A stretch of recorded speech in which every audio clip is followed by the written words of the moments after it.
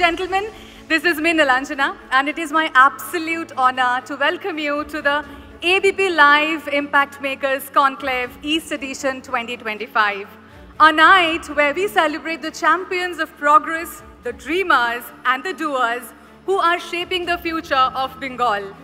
Tonight is not just an event, it's a celebration of vision, courage and transformation. From trailblazers who dare to dream differently, to change makers who are rewriting the story of Bengal's growth, we are here to honor them all. The stage is set, the excitement is high, and I promise you an evening woven with rhythm, energy and inspiration, where every moment will leave you enriched, uplifted, with a proud legacy of over 100 years, stands as one of India's largest and most influential media conglomerates. A big round of applause for that, please. Reaching hundreds of millions through its powerful television, digital and event platforms, ABP continues to shape narratives with trust, credibility, and an unwavering commitment to impactful journalism. So let's begin. I have always adored this person, and I really wanted to meet him in person. But there are so many of them, like I have to really count. Mr. Devdutt Pattanaik.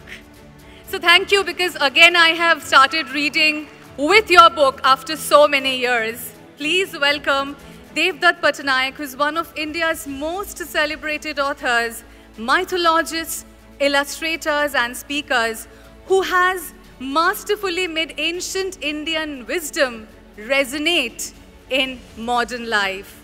His unique storytelling connects Indian mythology with modern life and leadership. Let's invite him on stage, Mr. Devdutt Pattanaik, with a big round of applause. Sir, thank you so much, and I am so much overwhelmed. I'm running short of words, and the mic is all yours, sir, for the keynote address. Thank you. Thank you.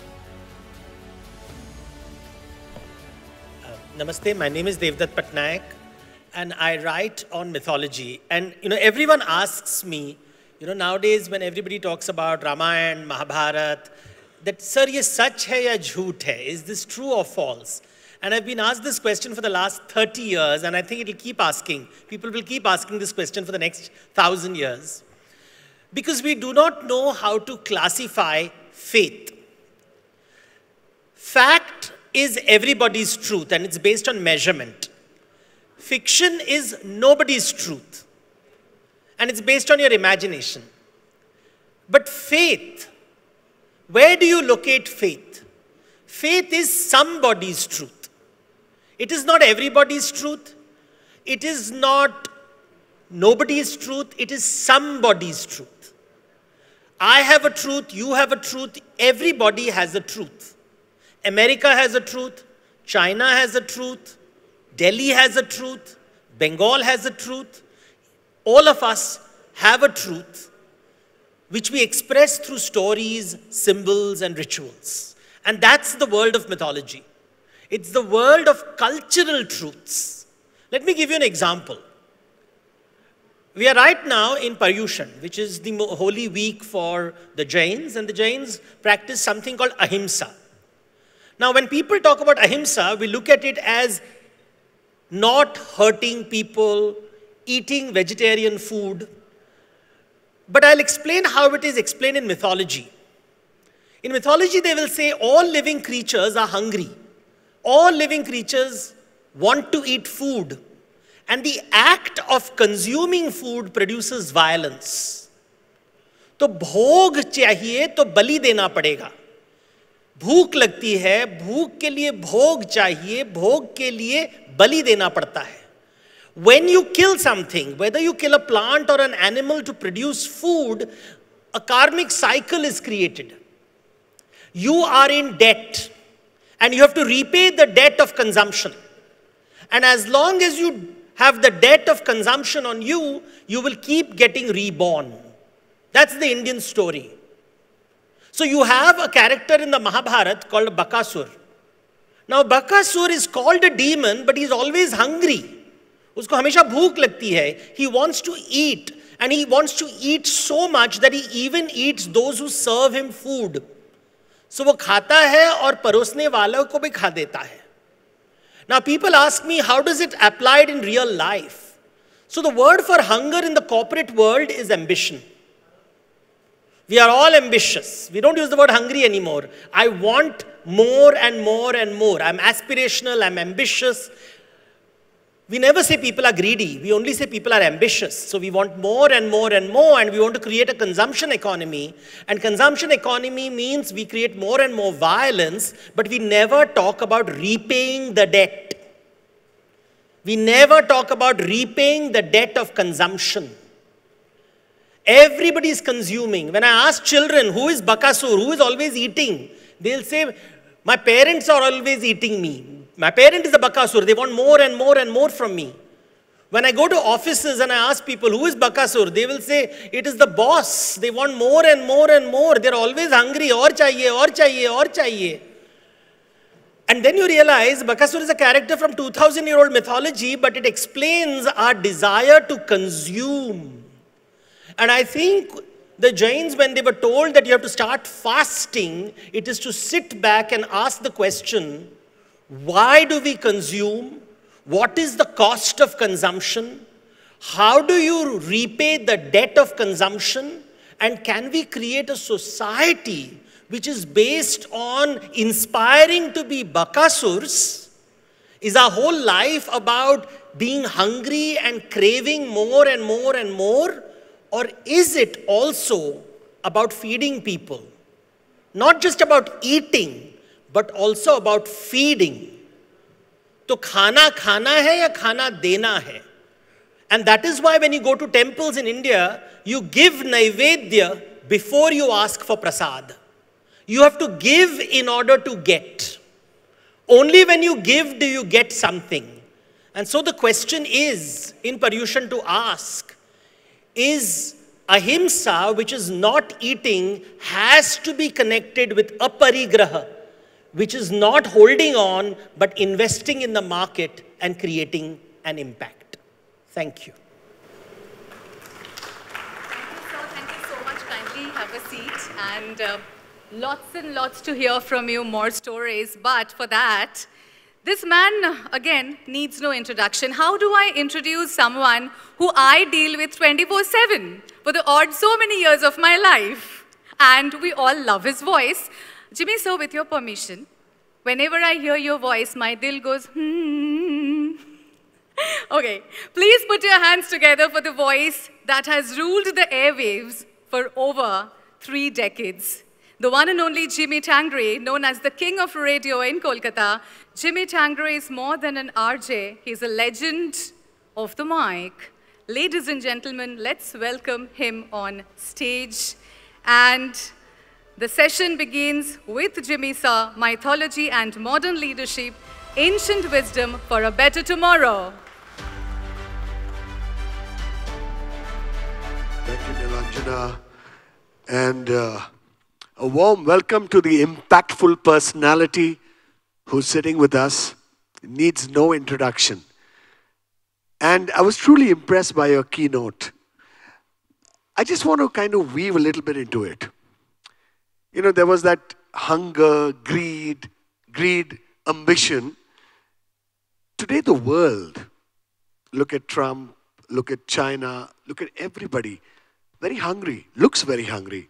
A lot of ambitions. The world is in a turmoil. Is this hunger ambition? And if this is ambition, where does it end?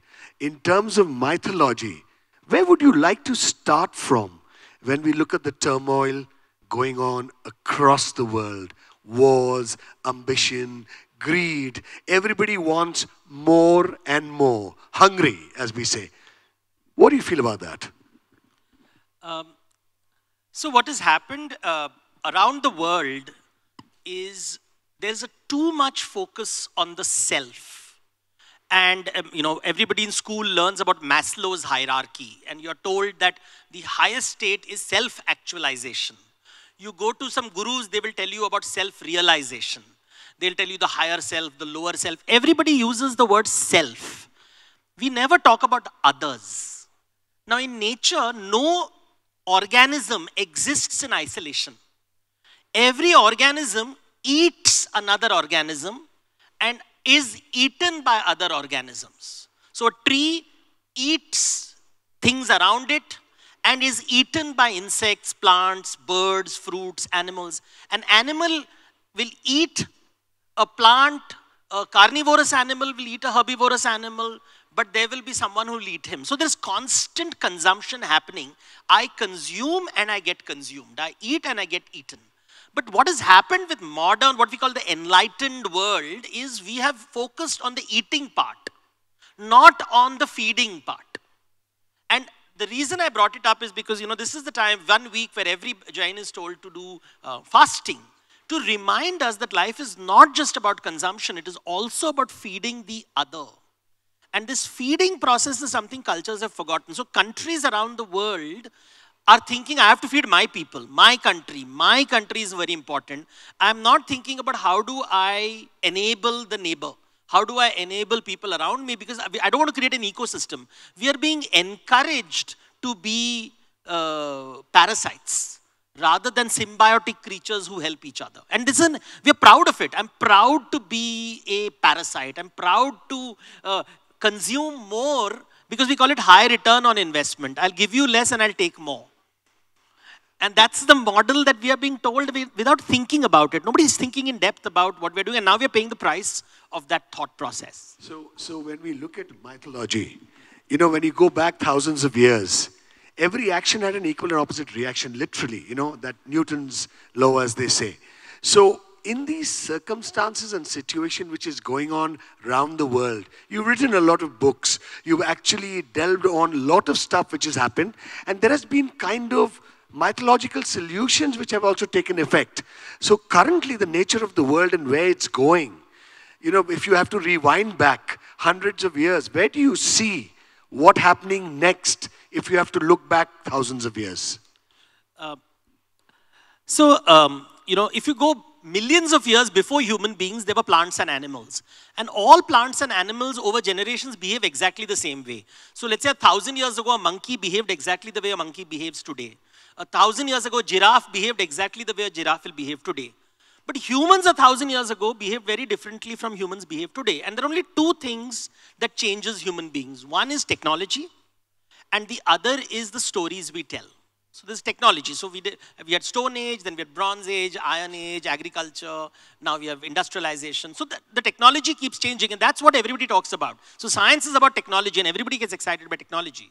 But along with technology, we are telling stories to people. So let me give you an example of the story that America tells. I recently read a book which said that American presidents typically are lawyers. So if you study the history of all the American presidents, they come from a lawyer background. Now, America is strongly a Christian country. And when you read the Bible, you will have a chapter, you have the concept of the judgment day. So God is a judge. So to survive in front of God, you have to be a lawyer. And therefore, you have an entire culture. So it's not accidental that America is built by lawyers and everything is about law. They don't talk about justice. They talk about law and lawyers, and they talk about judgment day. It comes from a Christian ecosystem. But China does not follow this story. They don't have the concept of judgment day. They don't have the concept of lawyers. Chinese mythology tells that the world's first emperors were engineers. And even today, the Communist Party is led by engineers. And all engineers do is they think of solution in a very mechanistic way. They don't think about human beings. They think about technology. And they build dams and roads and infrastructure, which is what China keeps doing. Because even the first emperor of China built a dam and he built canals. He's the first water engineer. Wu, his name is Yu. It's a mythological character.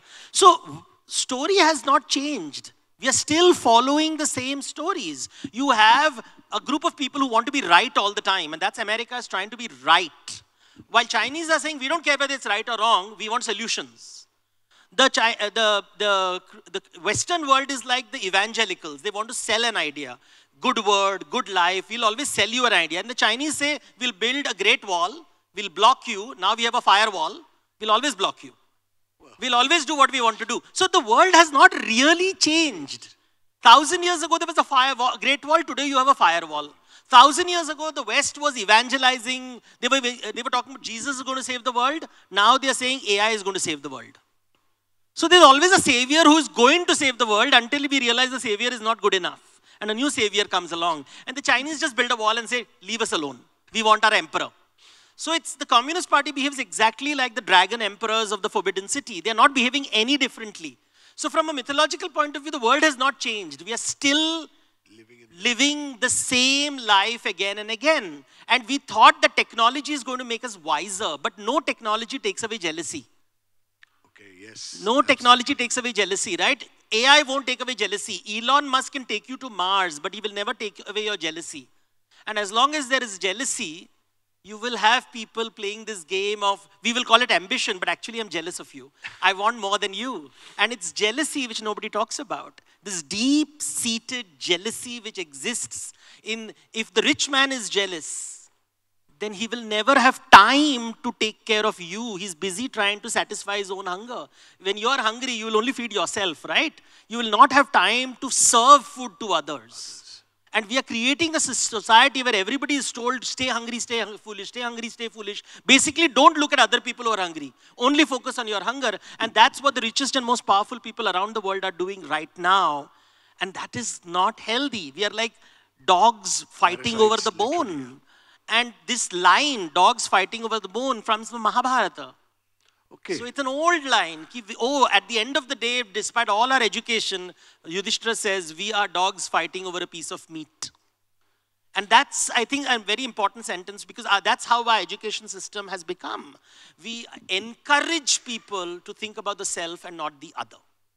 So we are actually going back millions of years or thousands of years, and the same thought is rotating in a very, very different way, but the thought process is the same. We are just doing the same thing. We think we are different because technology is different. But nobody is paying attention to the stories we are telling. American story, Chinese story, everywhere the stories are very different. And the story as long as the story remains the same, you will continue to behave exactly the same way. Unless you start listening to other people's story and saying that there are alternate stories in the world. So when you're saying alternate stories in the world, now we've been talking about hunger, ambition, I, not the we. You know, give, don't give, but take. So what are the alternative stories, if there are any, where because of the greed, because of the hunger, mythology shown thousands of years ago, a lot of things have changed. A lot of people have suffered. People have to face the consequences. So in the current item, in the current context of the world, are we coming there? Because they say now the third coming, someone will come when the world goes down the drain.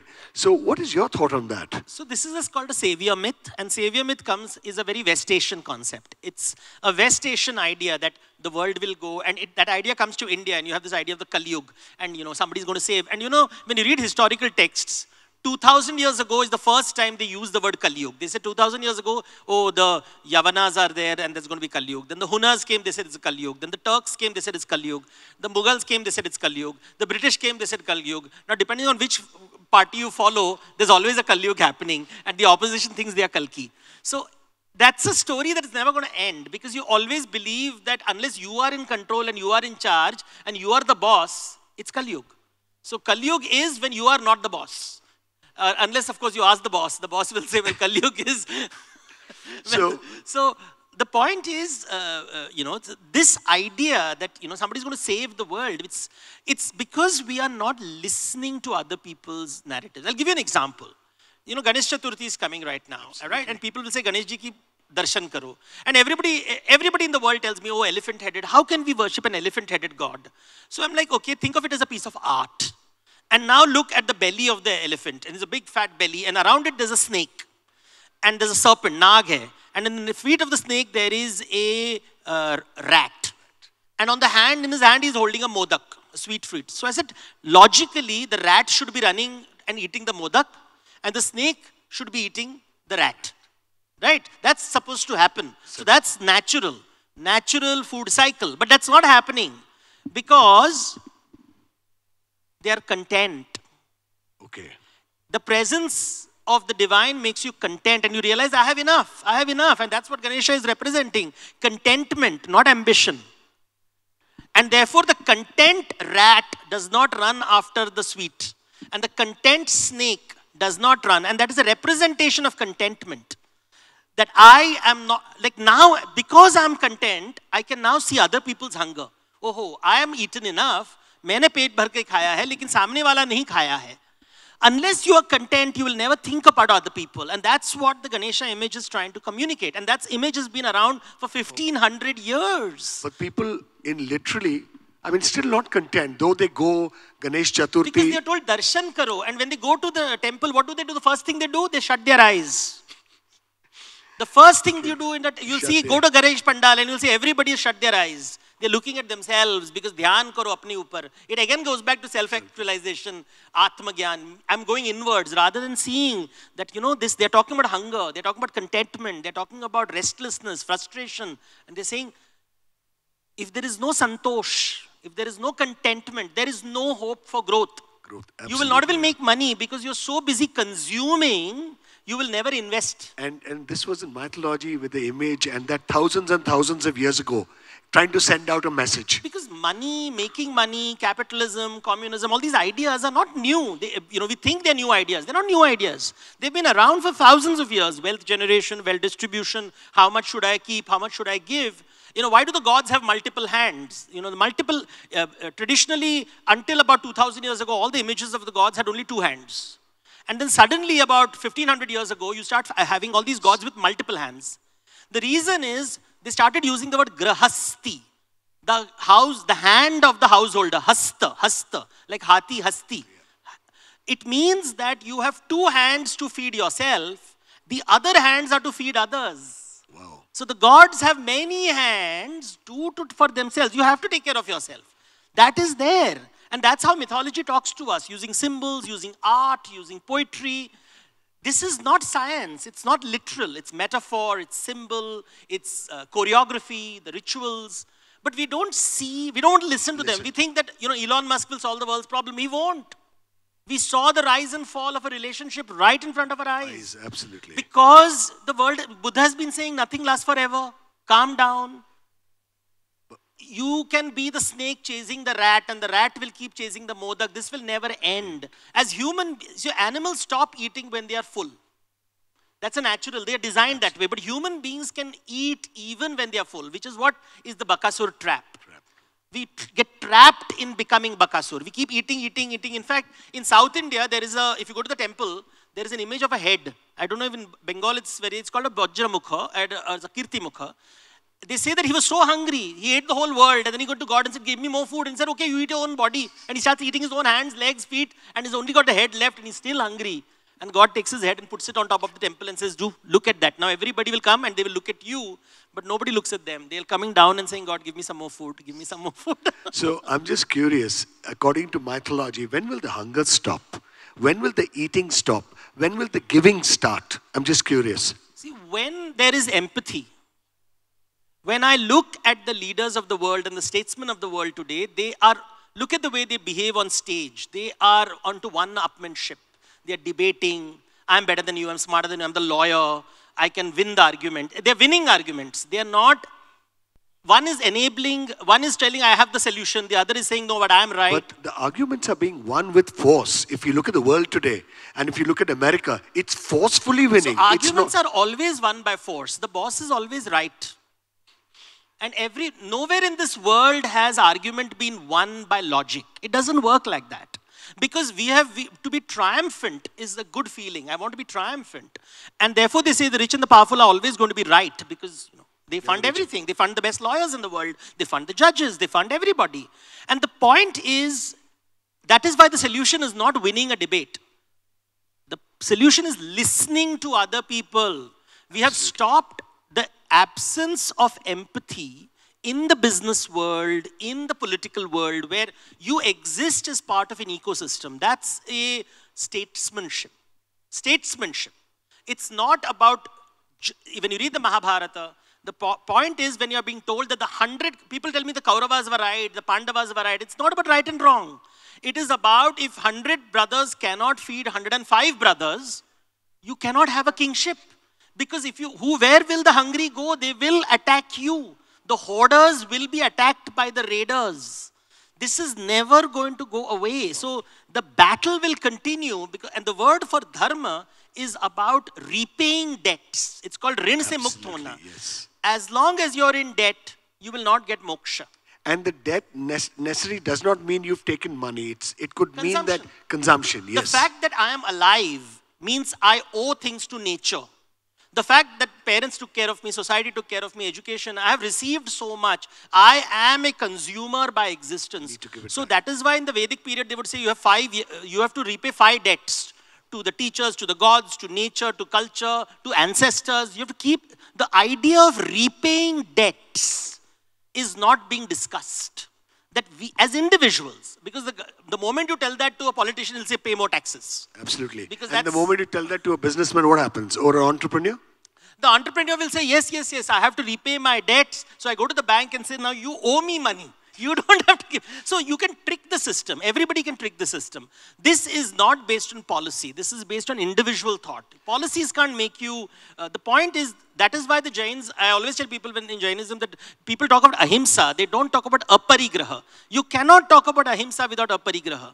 That is why the Tirthankars do not wear a single shred of cloth, saying that they are rich, they come from royal families, they have all the money in the world, but they're saying, I don't want anything. What do you do with it? Not charity. I reinvest it in the market. And I reinvest it in the market, so the Lakshmi comes to me back, and I don't want her back, so I reinvest her back in the market. And then she comes back to me, and I send it back to the market. So I create an ecosystem of prosperity while I am content. I don't want it. So the content person creates the ecosystem of prosperity. In Sanskrit, this is called Mangala. This is the word for this in Sanskrit is Mangala. And it's not a Vedic word. Mangala is a word which was created by the women of India. It is a household ritual. So Mangalyam it is called. To create an ecosystem where everybody is well fed. Therefore you have Sita ki rasoi, Draupadi ki rasoi, where anybody who comes to my house will always be fed. And the same idea is found even in the Bible, where you will say that if you go to the tent of Sarah or the tent of Mary, you will always get warm bread to eat. And there'll always be water to drink. Wherever they'll walk, there'll be water flowing with them. The bread will always be ready to eat. So the idea of filling the stomach, of serving food, of using business not as a battle zone, but as a kitchen. So I don't think a Trump or a Xi looks at their role as a kitchen where everybody is welcome and where we are feeding each other. This idea of I feed you, you feed me does not exist in the world today. It is about how much can I grab for my people, because I have to take care, and we're like tribal warlords. And really, we don't look like, we talk of civilization, but we behave like barbarians. Absolutely. And, let's get to India. We often hear about the idea of making India a Vishwaguru.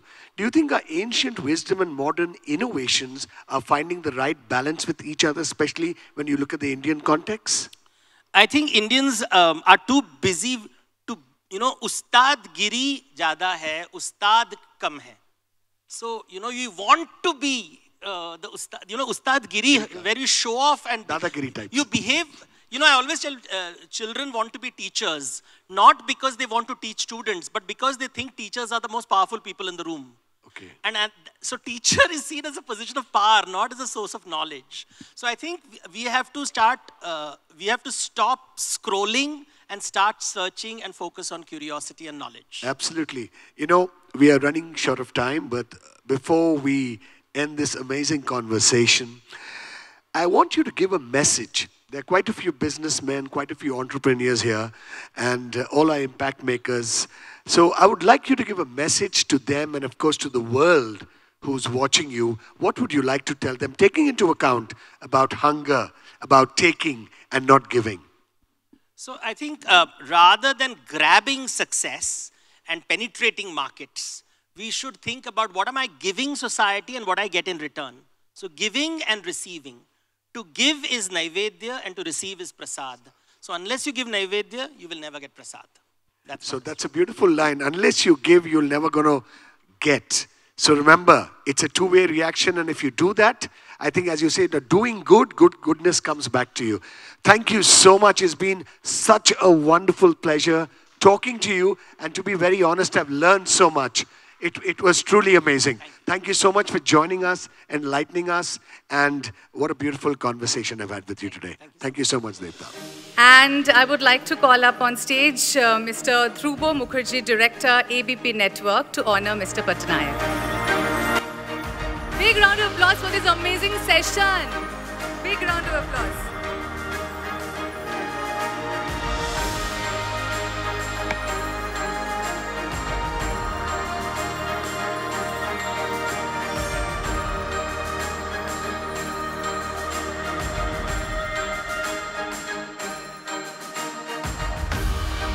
Thank you so much. Thank you so much. And now is the time to honor the real tigers of Bengal, the impact makers.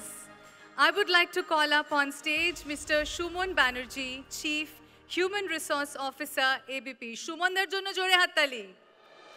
Banerjee, Nilanjana Banerjee, Shumon Banerjee, it's Banerjee Square.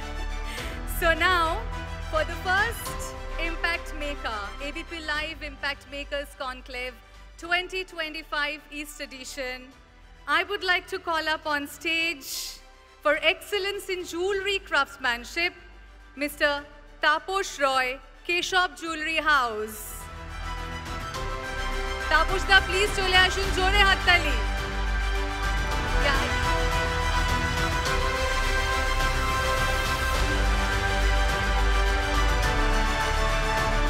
Taposh da, thank you so much. Shumon da ke bolbo arekটু থাকতে আমাদের সাথে on stage. Kindly be on stage, Shumon da. Well, now for the next impact maker, for excellence in solar solutions, Shubhoshri Ghosh, Ivana Electricals. She's looking beautiful in a sari, puro bongo nari.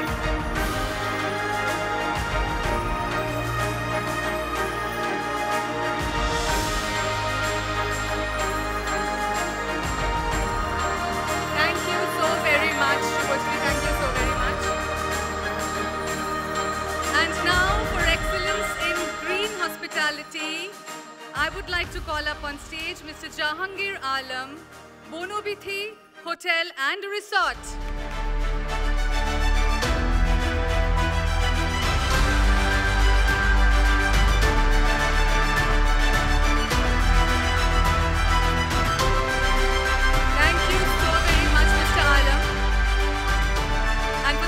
Impact maker, innovating the bakery experience.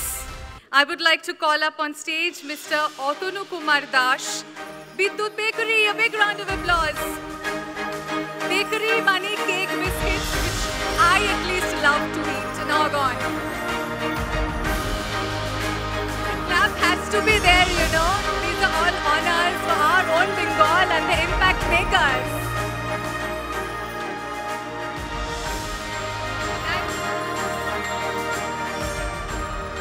Now I would like to call up on stage Mrs.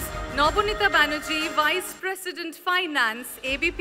So yes, our first impact maker in this category, leadership in curated travel solutions. And I love them. I love the experience that they give us. Go everywhere, Mr. Shambhuddha Ghosh.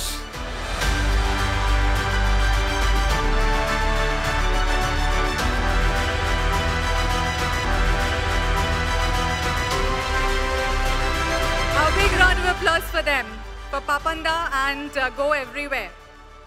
And now, the next impact maker, excellence in electronics retail. I would like to call up on stage Manoj Khosla and Manish Khosla, Khosla Electronics Private Limited. आप तो शहर का जान हो.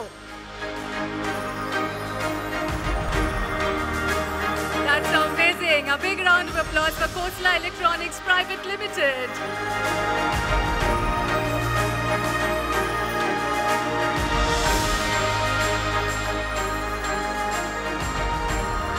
It can be an excellent photo opportunity. Yes, all four of them up on stage.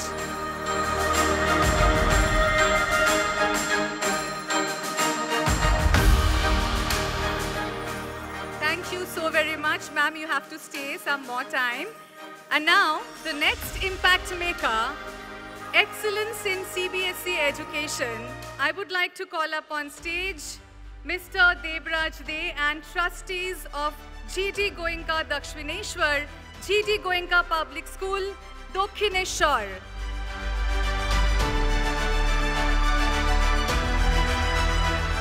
Excellence in CBSE education.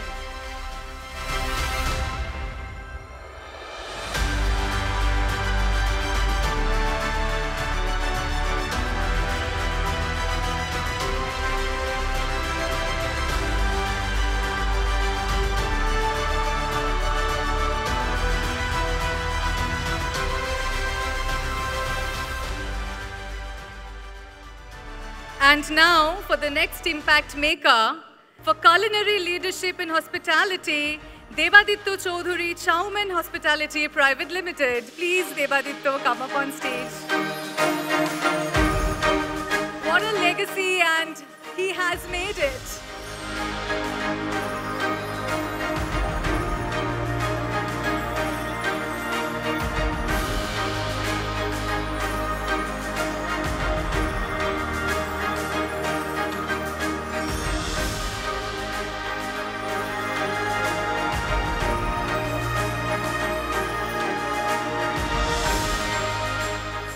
Please put your hands together to welcome the undisputed face of Bengali cinema for over 4 illustrious decades, the one and only Prosenjit Chatterjee.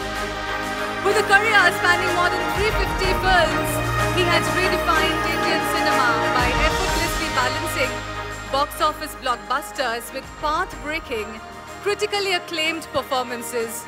From classics like Chokher Bali and Autograph to memorable roles in Jatishwar and Gumnami, his versatility has made him a legend in his own right. Honored with the National Film Award, Special Jury Award, multiple Filmfare Awards East, and numerous Bengal Film Journalist Association Awards, he stands as a true icon of cinematic excellence beyond awards. He has been the torchbearer of Bengali cinema on national and international platforms. Ladies and gentlemen, let us welcome on stage the legendary, আমাদের সবার প্রিয়, আমি এটা না বলে পারছি না, বুম্বাদা।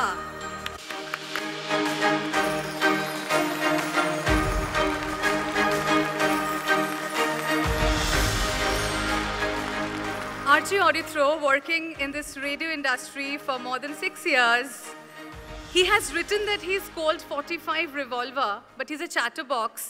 And he's so straight on your face that I'm really scared to interact with him most of the time.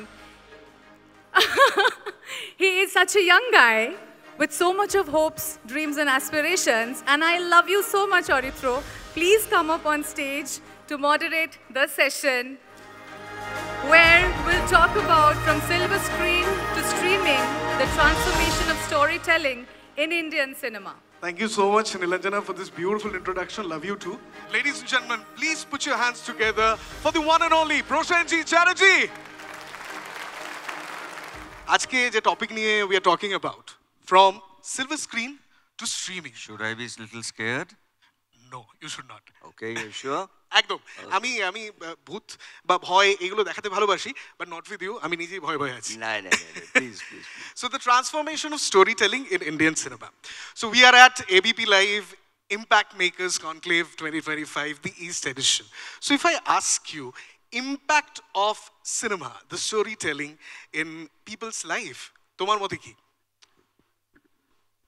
Well, it's a very good question, and I think we are thankful and grateful that we got an opportunity to talk to you, because I think it's a generation which needs to be catered, and today we are talking in ABP Live Impact Makers Conclave 2025 East edition. Yeah, if you talk about this story, honestly speaking, amar jeta barbar mone hoy, yes, there is always been Indian cinema dominated with the commercial cinema, which is true. And it has to be, because the commercial cinema has to work. But if you see last 10, 15 years, what I feel is that stardom will be there, was always been there. But at the same time, I think that things are changing a lot. Right. And as we are sitting in Kolkata, I must say that the strength of Bengal is literature. Absolutely. And the kind of literature we do have, the kind of writers we do have, even young writers, they're writing fantastic subjects. And in cinema also, I personally think that there are a lot of cinema which is dominated with the storytelling. So what I feel that now there is a time coming where when you talk about the main lead of the cinema, it's going to be the story.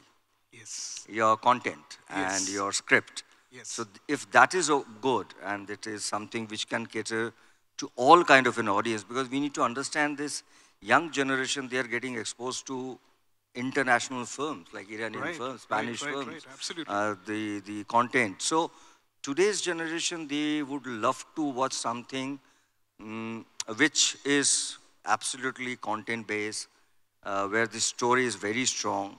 Of course, there will be dhamaka, there will be mainstream cinema, and that has to be there. But content is playing a very, very important role, I believe. They are really creating impact. Impact. Absolutely. Tomar impact, bodo pordaye, I guess, everybody in the room, amar kauke explain korte hobe na. Bodo porda ta khub chena ekta madhyam. But OTT platform, lately jodi boli Jubilee is a big work. OTT platform. So, OTT, tomake obhineta hishebe, as an actor, what it has given you, which bodo porda, the silver screen could not? No, I think, yeah, Jubilee was my debut in OTT. Yes. It's a new technology. Our Amazon, it's a blessing that, you see, I have started my career when I used to do a film in black and white.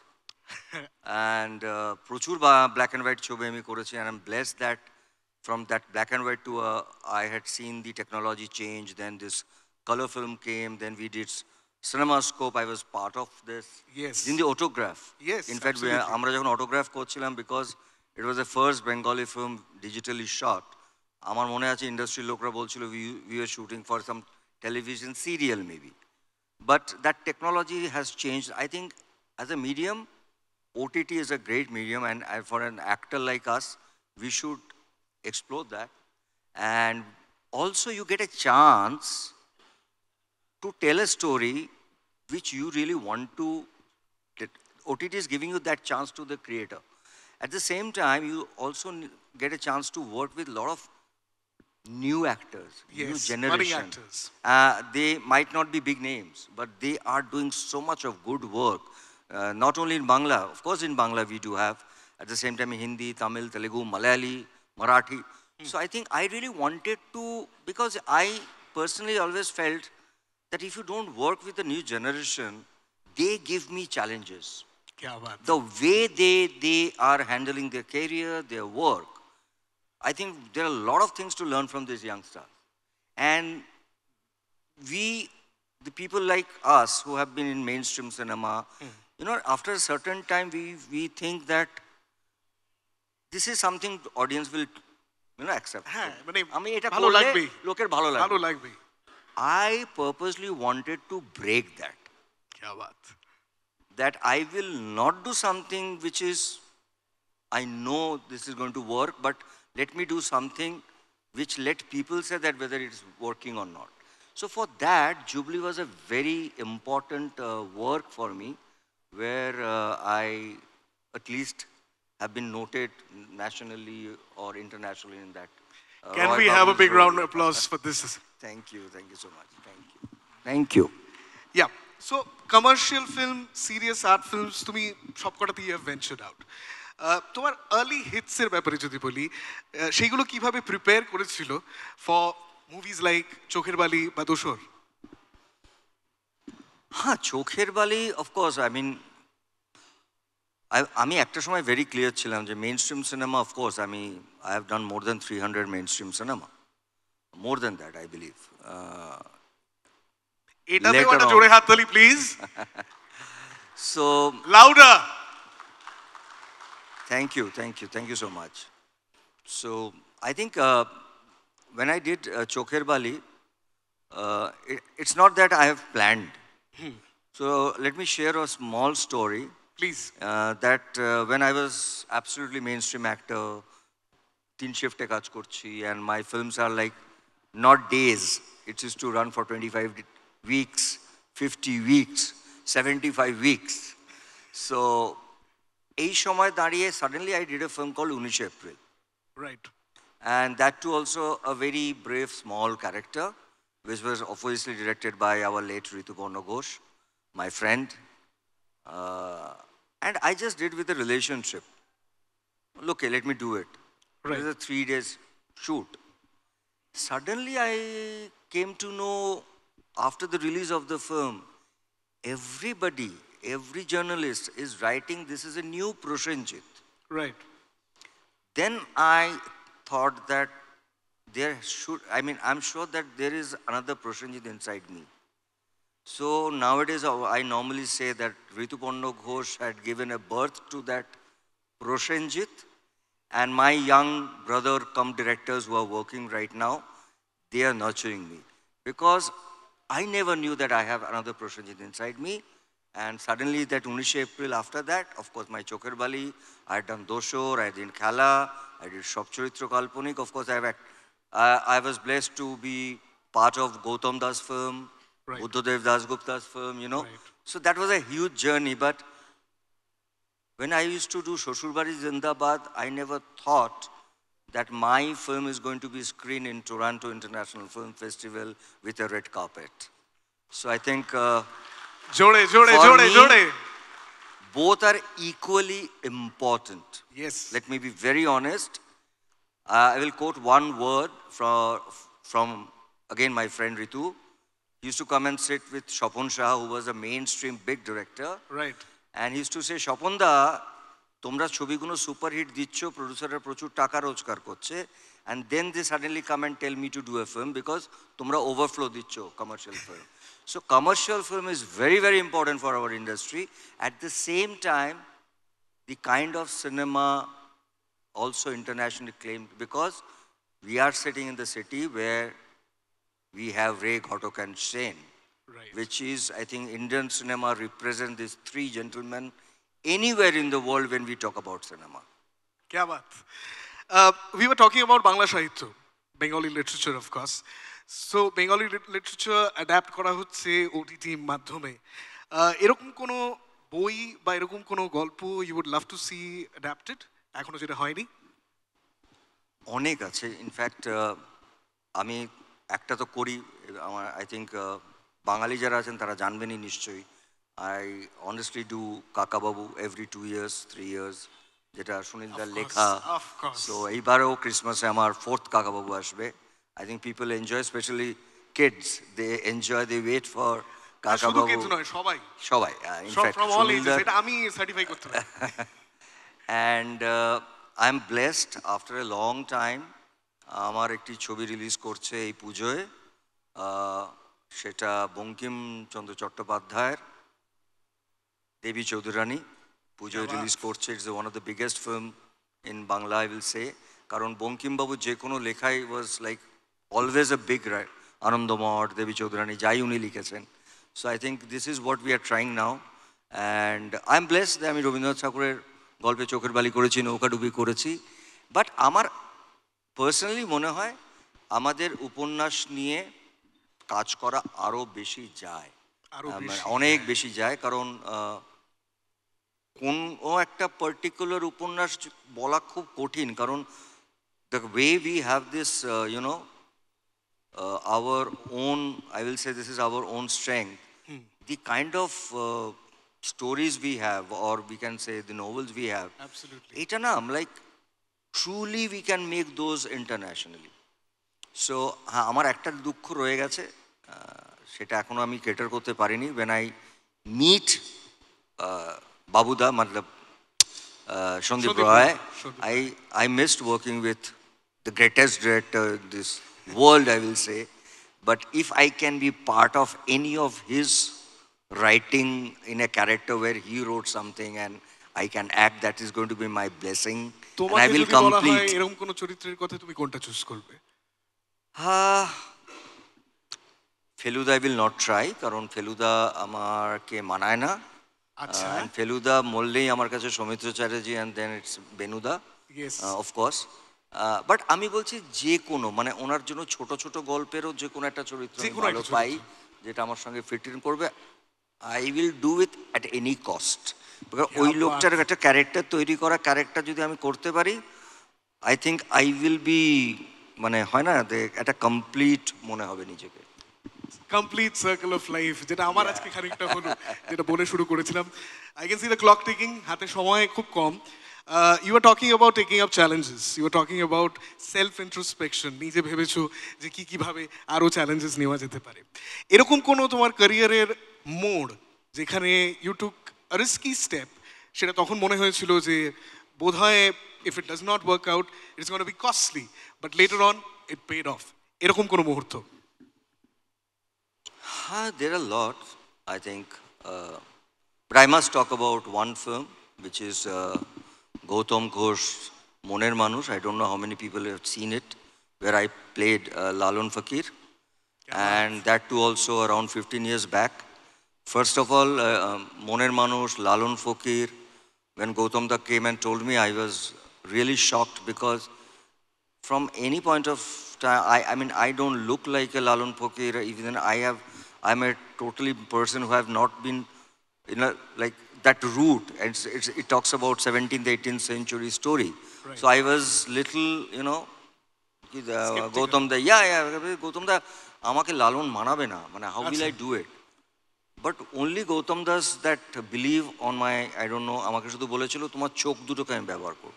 He wanted to use my eyes, that platonic, that a man. So I really worked very hard, but the challenge was, why I'm saying this, that I had to play a character from 30, 35 to 105. Right. Laloner je chobita আঁকা আছে, that was around, he was in around 102 or 105, and I had to shave my hairline from here to here. Right. And I did it. It was not makeup. So on that, and there was pox, which also was there on my face. তো আমাকে অনেকেই বলেছিল যে এরপরে না তোমাকে কেউ hero নেবে না। So I told why? Because তোমাকে এরকম একটা মানে 105 with pox and that kind of a thing, with hairline from here to here, how will people see you as a hero or romantic hero? But God was always great. After that, people had seen my prakton. Kya baat, jode haath tali once again. So that was a big challenge for me, Moner Manush, of course. We can see the time is up. আমি শেষ করব এই সেশনটা, তোমার একটা প্রণাম করতে পারি?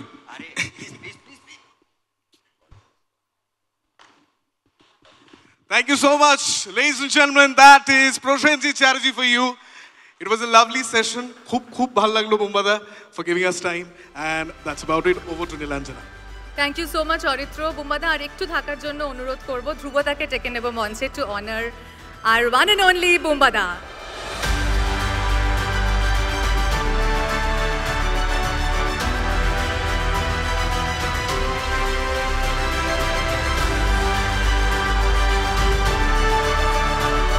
Thank you so much, gentlemen. Thank you. We are honored.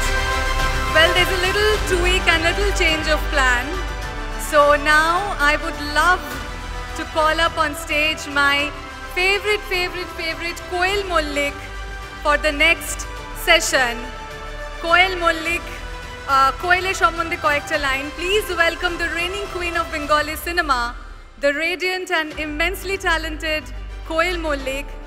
Born into a family of cinematic legacy as the daughter of legendary actor Prosenjit Mallick, Koel carved her own path with a debut film, Nater Guru, which instantly made her household name. Over the years, she has delivered unforgettable performances in films like Shubhodrishti, Paglu, Bolo Na Tumi Amar, and Orundhuti. Koel, please come up on stage, and to moderate the session, I would love to call up on stage RJ Smriti. A big round of applause for them. Smriti hosts Box Office, and she is the Bollywood and Tollywood queen. So well, a very few lines about Smriti. You are amazing, you are so talented, and you are the rock star. Well, the session that they are hosting, it's how cinema connects with and transforms audiences, identities and aspirations. So a big round of applause for Koel Mallick.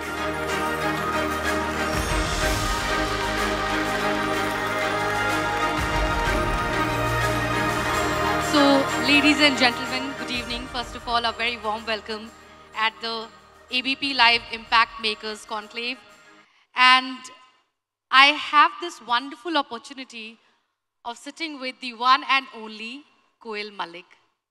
But before that, one of your handles says, "You're Koel." But this superstar in our lives is our very own Koel. And I would like to further add Queen Koel, as the fan calls. A big round of applause for the one and only Koel Mallick. So, Koel, I have lots of questions. I wish I could, go ahead and ask some personal questions also. But to begin with, yes. how's Very your good health? evening to everybody. How do you afford to look so pretty all the time? Oh, please don't embarrass me. Nothing like that. I just think that I have a beautiful family life with raising two lovely kids. I think that itself gives me so much of joy that every day, every morning I wake up just to see their faces. Yeah, so life has become even more beautiful after being a mother. Wonderful. Koel, I remember meeting you for the very first time in 2014 for Arundhati. That was the first memory of me with you. From then till now, you've just not changed. You're such a wonderful, wonderful person, as always. So I've got some questions with me before they tell me that, oh, time's ticking already. Let's cover them. From Hemlock Society to some fun entertainers like Paglu, you've done it all. How do you balance these together? I think, see, it's been a magical journey of more than 2 decades now. Because when I'd started, I was in my college, I was doing my psychology honors, and I was happily and gleefully doing so, without an iota of thought that I'll be getting into an industry like this, which is so beautiful. Having played so many characters is beautiful, like the way you just mentioned about Paglu, Arundhati, Hemlock Society, and all of that. A range of characters that I could play. It is all thanks to my directors and my producers who've had faith in me. So getting into roles have been fun. It is fantastic because, every time when you play a role of a queen or like in Hemlock was a very depressed girl who was suicidal, which is absolutely opposite to what I was playing at that point of time. It is fun because, when you're getting into a personality, when you're getting into a character, you get up in the morning, and when you start preparing yourself for that one particular character, you start living that character. You start breathing life into that character. So for me, I think I try to remain 100% honest to the character and honest to my audience, because they are the ones who've had faith in me, who have been blessing me for so many years. So which is the reason I think my commitment goes 100% to that. No wonder you're Queen Koel for them. So as you grow in life, as an actor, mother, a woman, how do you balance your personal growth with audience's fixed image of Koel Mallick? Not exactly a fixed image. Even if it is so, I would like to thank the audience, because that has also unknowingly helped me to anchor myself to a particular belief or particular values, that my audience loves me because I do such things, and because finally at the end of the day, I want the love of my audience. I'll do everything that my audience would love to see me in. So that also helps me to get anchored to those beautiful things. মানে কোনোদিন এমন শুনেছো যে কোয়েল দি বদলে গেছো বা কোয়েল দি you are same the way you were? See, change is inevitable. You have to change. And it is fun to see, actually, from the time that I'd started, at that point of time, there were quite a few contents which were not really taken well by the audience.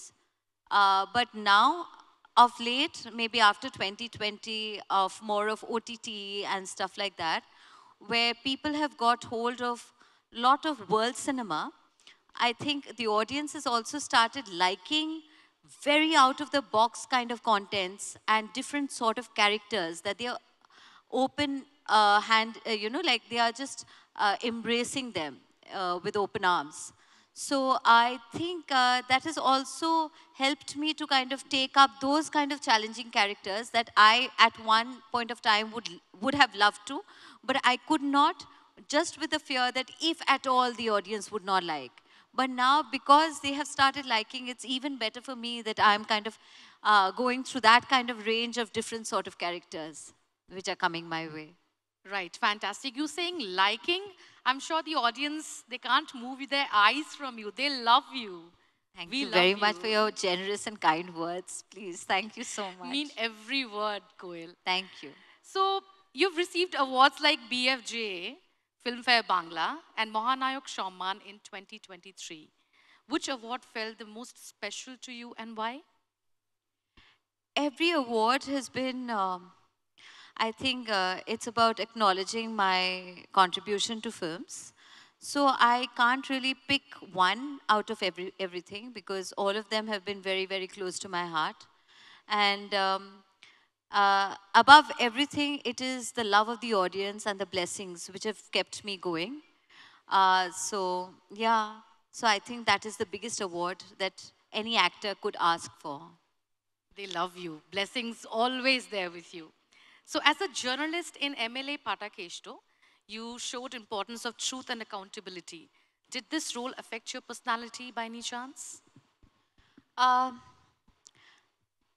See, I like to have this attachment-detachment theory when it comes to getting into roles or characters, because I don't like to bring back the baggage of a particular role to my house. If that would be, because in a way that would be affecting me emotionally. There are a couple of roles which have affected me emotionally, like sometimes there was a film that I did, Rakto Rahosyo, where I was playing a character of a mother who has been very badly cheated with the son. So, that character was actually taking me a lot into, what do I say? It was just getting inside me, and unknowingly I was getting into the character so much that was draining me out emotionally.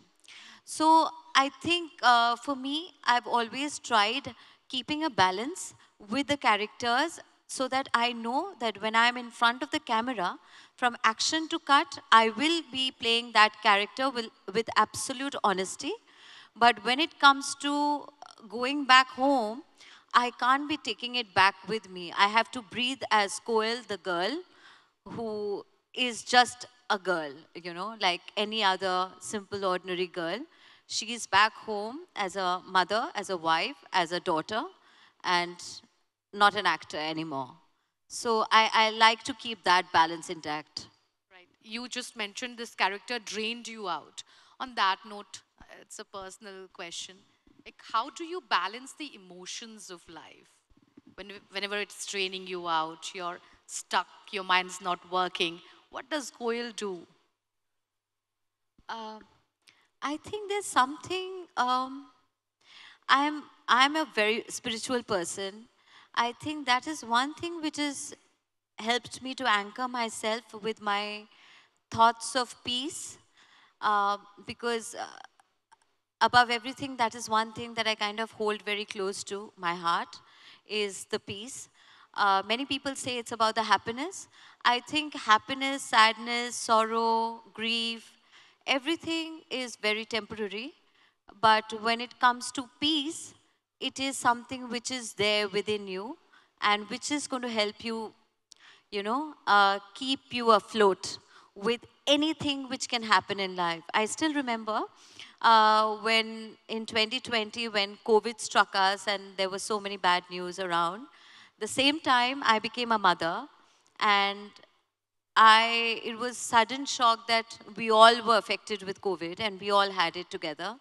And me and my son were in one room, and that at that point of time, I think I was just listening to all kirtans, all bhajans, all meditations. I was just kind of, I think from that time onwards, I feel, as it is, I've been a spiritual person, and from that time onwards, I've become even more. Because, so I think, coming back to the question that you asked me, I think that is the thing which has helped me, you know, keep a nice peace with me and myself, is that things will happen in life, but you just smile through it all, because this is just a life lesson. You learn from the lessons, and then you move ahead with a smile, with blessings. You become stronger. Yes, you become stronger, definitely. Balo theko ma. So Bengali cinema has gone through remakes, as we were discussing a while back, that how the preferences of the audiences have changed, and new stories are entering the market. What kind of scripts do you want to see in future? Would you keep the audience perspective? I don't know the exact translation of a Bengali word, hangla. I'm very hangla when it comes to very good scripts and very good characters, because there's so many stories to be told to my audience. There are so many lovely characters that I would love to portray in films. So there is no one specific character. Maybe, you know, if you talk about a Meghe Ka Tara, Supriya Devi, or a Shaptapadi, Suchitra Sen's character, or, you know, a Meryl Streep's character, you just any film of Meryl Streep maybe. So I think, you know, it is very difficult for me to kind of just pick and choose one. I would love to do a lot many characters. I've done quite a few characters, but there's a huge range of personalities that we see in the world. So there's so many characters for me to play. I would love to have nice, challenging characters to play, and, you know, it would be fantastic if that happens. Right, the husband producer must note this. So Indian films often show ambition as moving to a big city or having a flashy job. How can cinema better show small town or simple aspirations, Koel? Once again, please. So Indian films often show ambition as moving to a big city or having a flashy life. How can cinema better show small town growth? You know, or having simple aspirations. Maybe I don't want to go to a big city or to Delhi, to a Bombay. I would rather be here in Kolkata, maybe in Madhyam Gram, and earn my life. So what do you think? Yes, yes. Yeah, that is beautiful. Actually, in Bombay, I think there are quite a few films which have started happening that way, connected to small towns. I remember watching one beautiful film, Lapata Ladies, which has been something like that itself. In Bengal also, there are quite a few films which are being made, not very urban, you know, more on the small town stories and families and everything. Yeah, that definitely is beautiful when it comes to little joys in life. Those simple those simple innocent lives that we have seen in Pothir Pachali maybe. I think that has been the biggest example which has taken Bengali cinema to world cinema, which is Pothir Pachali. I think that rounds up the question that you're asking me. Definitely, it would be a great thing having those kind of films made. Absolutely. So in Mitin Mashi, you were an action hero fighting poachers. And I remember interviewing you in the studio. From now to then, did boys and girls react differently to seeing a woman-led an action film, leading an action film? It was actually beautiful. You know, the first time when we did Mitin Mashi, a story very beautifully written by Suchitra Bhattacharya. When I had read the story, I really did not think that a film would be ever made on Mitin Mashi and I would be playing that pivotal character. So in my interviews, I remember it was a very interesting way when the first Mitin was just about to release, and in my questions, in my interviews, there were people asking me, how do you like playing a female detective? And I was thinking, what about a female detective? I mean, detective is a detective because a detective only plays with her brain, irrespective of any kind of gender, if it's a man or a woman, would not really matter at all, because it's finally the gray matter inside the head which matters the most, and that is being a detective. So I think that was a question that was kind of surprising me to a certain extent, and I would actually answer them just the way I'm answering now. But I'm so glad that it was such a big blockbuster, and thanks to my audience, that that really didn't matter to them, because that was the first time a female who played a detective on screen. Because before that, it was Momkesh, Bakshi, then Peluda, and so many others. But that was the first female detective, and it was taken so well by the audience. So I was so happy. I was on my 9th cloud. I was flying and jumping with glee. Wonderful. So last but not the least, wish we could ask so many questions. But female-led films are still less common, as we were discussing. What responsibility do stars have in making men also excited to watch such stories? See, I beg to differ on that, because in my life's career, all the films that I've chosen, whether they are emotional stories or whether they are family-based stories, whether they are romantic stories, I always made it a point that my character has to be very, very important. So maybe not female-led, but that was also not male-led. So it was a family story where, just like our families, every person is important. The same way, those kind of films that I have done, family films and emotional films and, maybe psychological films and those kind of romantic films, I've always played very important characters. Unknowingly, consciously, I don't know how, I like choosing the characters that I feel will be uplifting the audience, the women, especially thinking that, okay, the girl on screen is doing that, that means I can do the same. You know, so I think there's a conscious effort on my side that I've always liked choosing very strong female characters. And of late, definitely, I've also, you know, whether it's Hemlock Society or Orundhuti or Jackpot or there's so many films that I can't really, I mean, right at this point of time, I'm already more than 50 films old. So I can't really pick and, I can't tell you in specific, but there are so many multiple films that I've done where even very recently there's one unreleased film, Sharthapur. I'm really looking forward to that film because it's a beautiful story again. That will be releasing very soon this year. So yeah, so there are few female oriented, female led, and like Mitin also. But also the other films also have been very strong characters, female characters. I've loved playing all of them, and thankfully my audience has taken it very well, which has given me the courage to do more such films and, you know, present it to my audience. Wow, actually with your work and with the way you are, you give courage to so many women around, to me, to us, to all of us. So sitting here at the ABP Live Impact Makers Conclave, what would you like to say? Few last words, not the least as we expect. What do you like to say? I would just like to say that I just got to know that I'll be getting an award. So that itself is a great thing. It's a great honor. And I'm really humbled, elated, and honored to be receiving this award. Thank you very, very much, because it definitely means more responsibilities to take, because with just an award, it is not just the acknowledgement of the contribution that I've made in films, but it's also about the responsibility of making many, many more good films.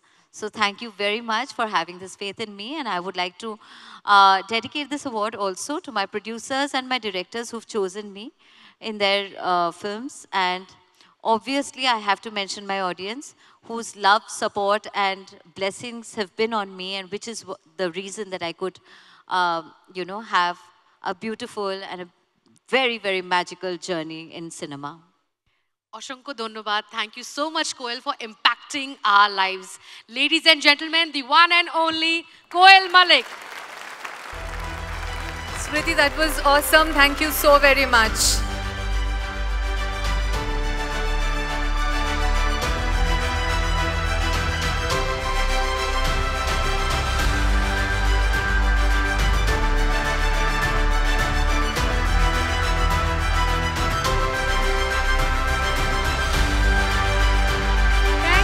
Thank you so very much.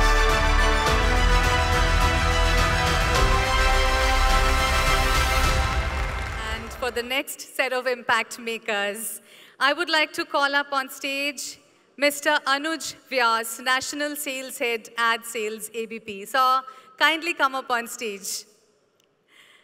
And now, for the first impact maker in this category, Resort and Hotels, Excellence in Luxury Hospitality, I would like to call up on stage Mr. Obhigyan Bishash and Khushbu Roy on behalf of Obhijit Bishash, Vedam Resort. A big round of applause for them.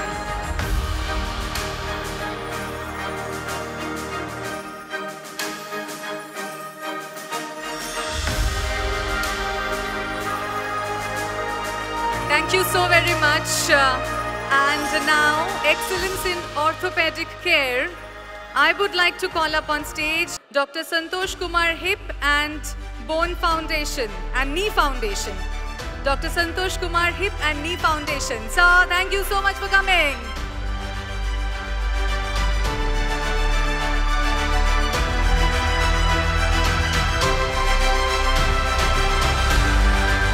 Sir, onek dhonyabad.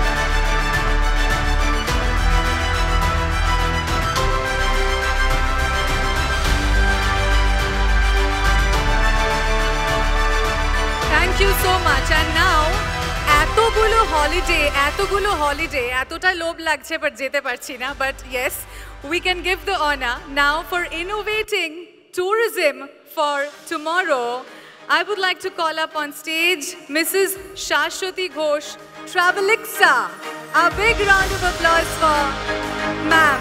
We are curating best of the packages and best of the holidays. A holiday to remember, of course.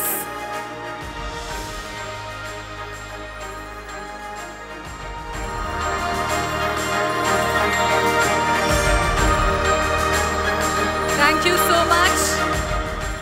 And now for academic leadership in holistic learning, I would like to call up on stage Mr. Abhishek Kumar Yadav, Griffins International School. A big round of applause for him.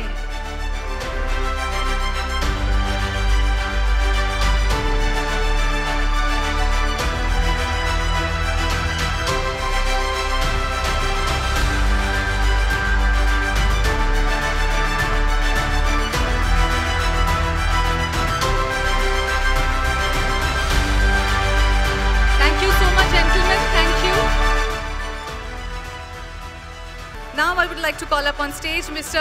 Shubhamoy Chakraborty, Chief Technology Officer, ABP. And this time, Excellence in Pan-Asian Cuisine, I would like to call up on stage Mr. Debraj De and Deepak De from Shanghai, Flavor of Chinatown. That makes me hungry so much.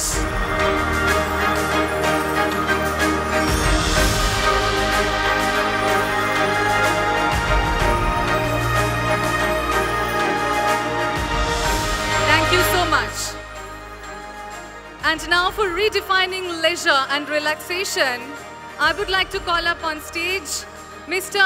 Proshanto Mavoi from Prasant Beach Resort.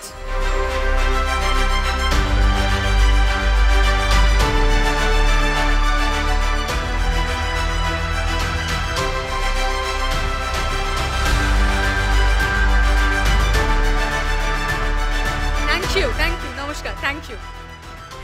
And now, for Modern Jewelry Impact Leader, I would like to call up on stage SK Ashik, Ashik Jewelers.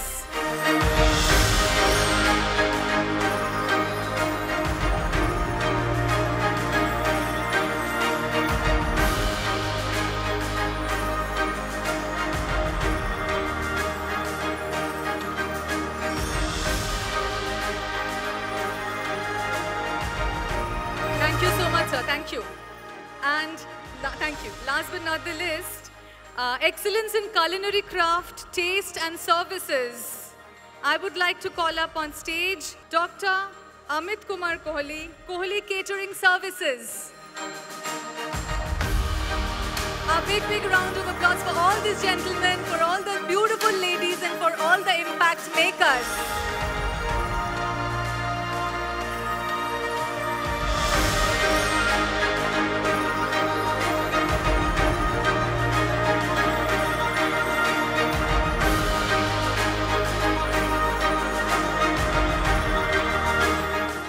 Thank you, Nilanjana. You were absolutely wonderful. I'm Vidhi from the ABP Live team. I would like to thank everybody for being a part of ABP Live Impact Makers East Edition. This event this evening was all about celebrating people who are moving Bengal forward, and thank you all for being a part of this. Thank you to all our honorees. And on behalf of ABP Live and our entire team, I would like to say thank you for being a part of this. Our audience, our partners who are in the hall, who are watching us online, thank you, our heartfelt thanks. And we'd like to see you again.